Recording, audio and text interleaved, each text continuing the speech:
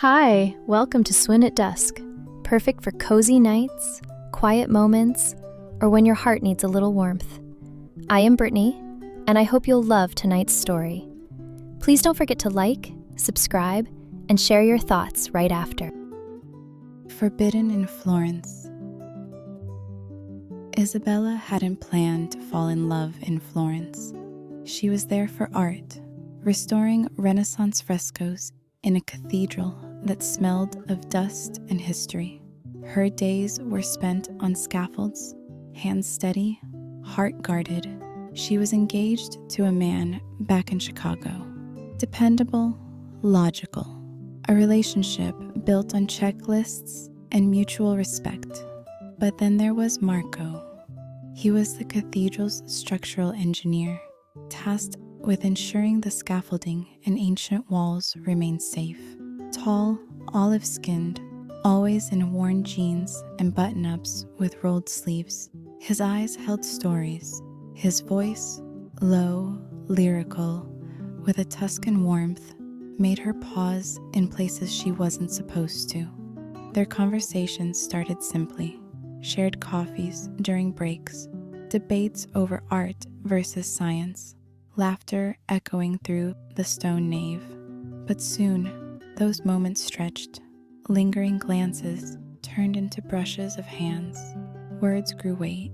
One evening, as a storm rolled over the city, they found themselves alone in the cathedral. The scaffolding creaked, and lightning painted the stained glass in fire. Marco reached for her hand, his voice barely audible.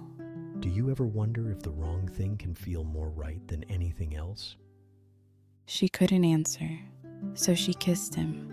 The kiss unraveled them both. What began tentative and questioning turned desperate, searching, as if they'd been waiting lifetimes to collide. The world narrowed to breath and touch. Marble saints watched as they pressed into shadowed alcoves, her back against the cold stone, his mouth tracing the curve of her neck. Hands fumbled through buttons and fabric, each piece falling away like pretense. Their bodies met with urgency and reverence. He laid her down on the makeshift linen tarp, the soft hum of thunder outside becoming a rhythm to move against. Her sighs filled the air as he worshipped her with his hands, his mouth, his whispered Italian slipping between gasps. They moved like poetry, lost in each other, limbs tangled beneath ancient frescoes. It wasn't just lust, it was need, release, a final breath before drowning. After, she lay curled against him, chest rising and falling in sync, guilt twining with contentment. He traced lazy circles along her spine, as if memorizing her skin. Neither spoke of the future.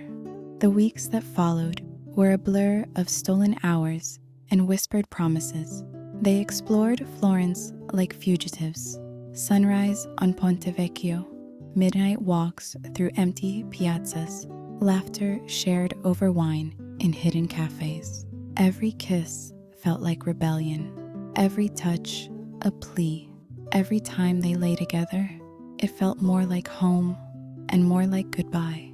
In his apartment, tucked behind a stone courtyard full of jasmine and rosemary, they made love slow and quiet. There, she let herself unravel completely. She told him her fears, her doubts. He kissed everyone away. But Florence wasn't forever. Her flight loomed, and her fiancé waited, unaware. On her last day, Marco handed her a wrapped package. Inside was a sketch of her, quiet, fierce, broken open. I won't ask you to stay, he said, but I'll never forget this, or you.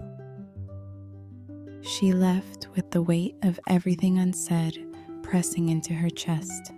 Sometimes, the truest loves are the ones you can't keep. But Florence remembered, and so did she.